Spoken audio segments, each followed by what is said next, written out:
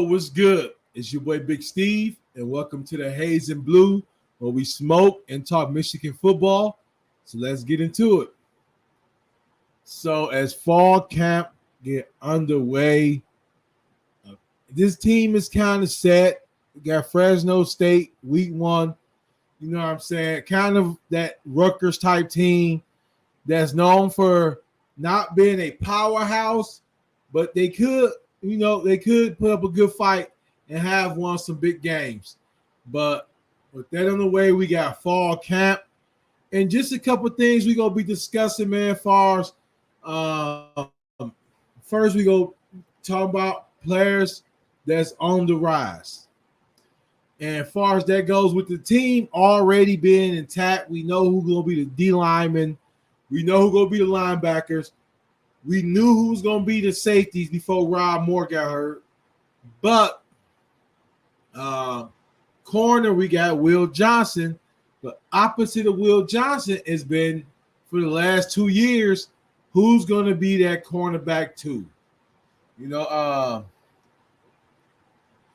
Josh Wallace came in as a transfer last year, stepped up big, no diddy, but made some big plays and really solidified himself as a Michigan man.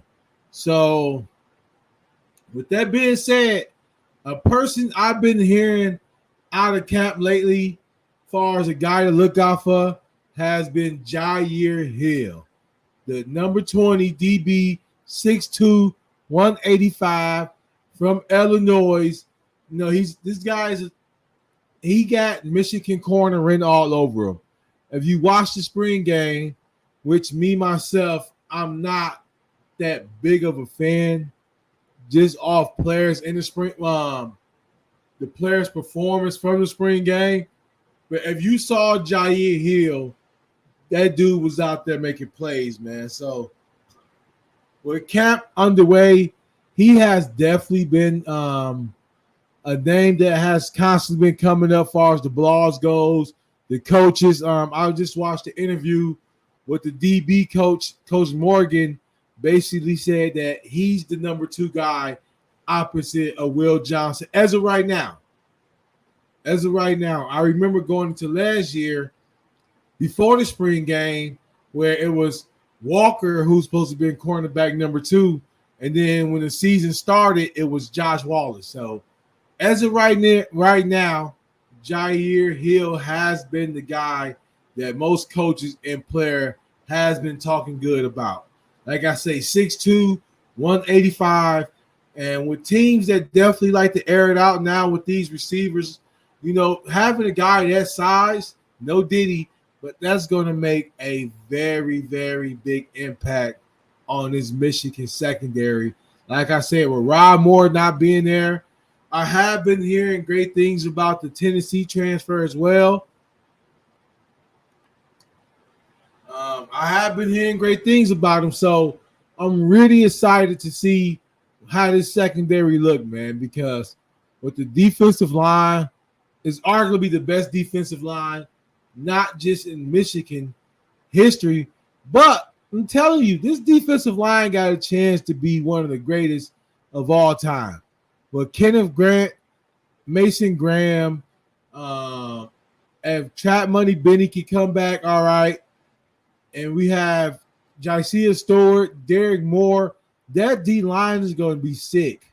And then with the linebackers we have, this defense is going to be awesome. So having a young dude can come in as a sophomore, so we can build on not just now, but in the future as a championship contender.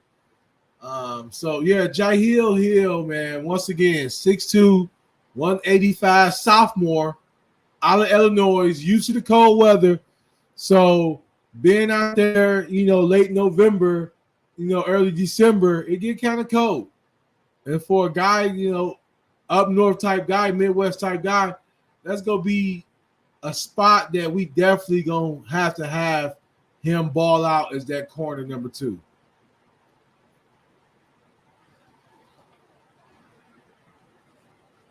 But another thing that I feel we definitely need to be looking at and talking about. I know they've been saying the quarterback battle is between Alex Orji and Davis Warren. Me personally, like I said, man, the spring game, I don't judge too much off of, but out of all the quarterbacks I saw, I feel right now, Alex Orji will start the season. I think with his athleticism, I am worried about his passing ability as well. But if Sherrod Moore and Kirk Campbell can put an offense together where he's running more than he's expected to pass, then I can see him being that guy. But as far as Davis Warren go, no disrespect, man. I really like his work ethic, his story from battling cancer, becoming a walk-on. He had 2 good spring practices, spring games from last year to this year. But I feel with Michigan in the same position as last year to compete for a national championship, I feel we got to go all in and be prepared for Jaden Davis to be the starter for Michigan Wolverines 2024-25 team.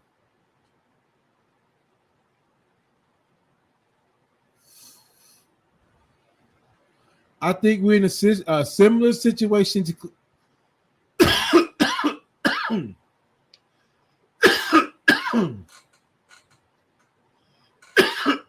damn, my bad.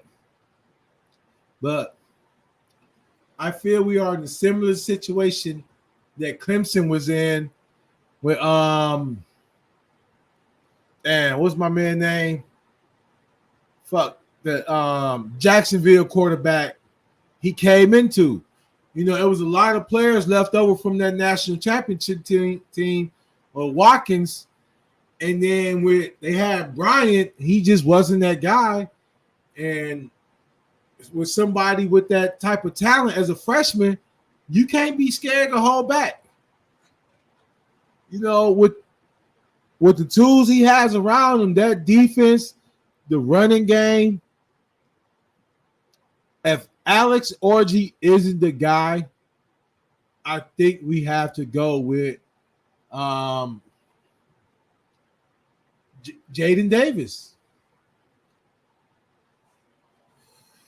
No disrespect to Davis Warren, but 2017, 2018, he maybe had a chance, but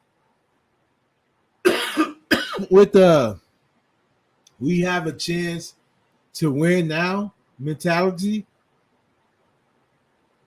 I feel personally Jaden Davis is the most skilled quarterback as a true freshman in that whole quarterback room. And having a spring game, the whole spring, being there since December, got a chance to watch how JJ practiced. They've been kind of close. JJ was real big in recruiting him. So I feel it's between Alex Orji and Jaden Davis. And if you ask me what would I do, I would start Alex Orji and see how he goes do the first 3 games. But if we lose to Texas and we don't dominate the next game before the USC game, we can't go in the USC game with Alex Orji and we're not sure if he can be the starting quarterback.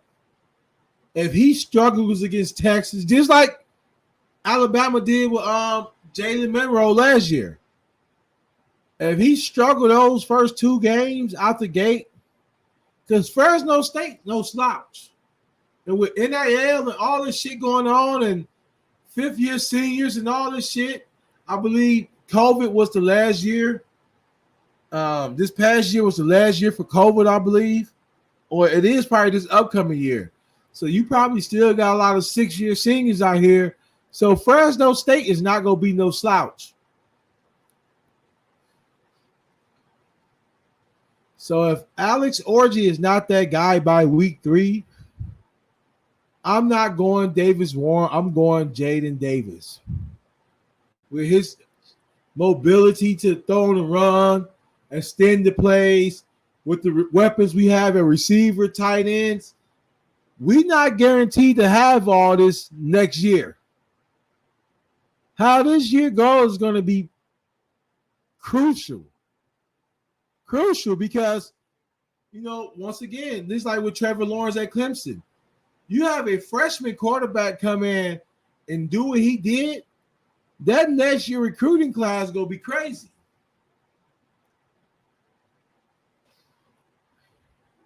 So don't be surprised if Jaden Davis, I'm saying by week 4, but I would not be surprised if week 1 he's not the starting quarterback. That's how confident I am that he's the most talented quarterback in that group.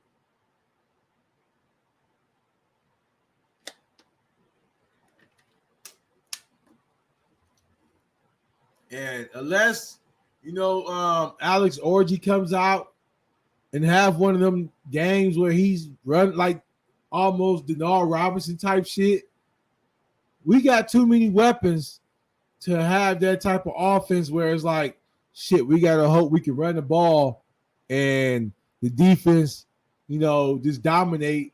That's some 2016 shit. That's the old Michigan.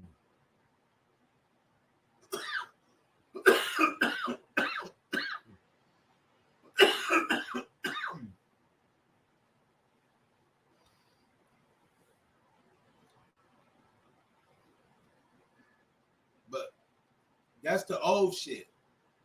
The new Michigan is, if we got to throw to beat you, we can throw to beat you.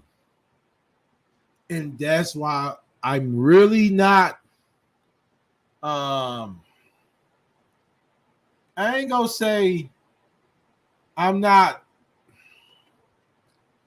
100% sold on Alex Orji. I just feel we had the talent.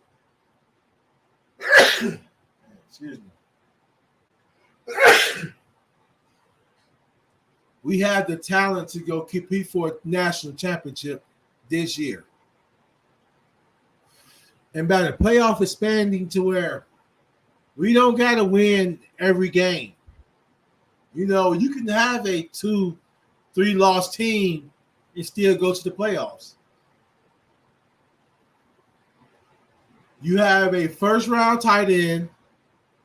You have a potential Heisman candidate running back. You have weapons at receiver.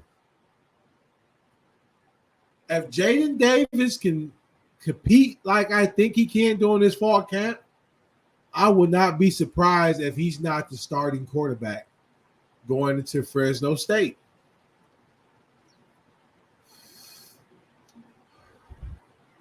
If he's not the starting quarterback, week 4, if we're 3-1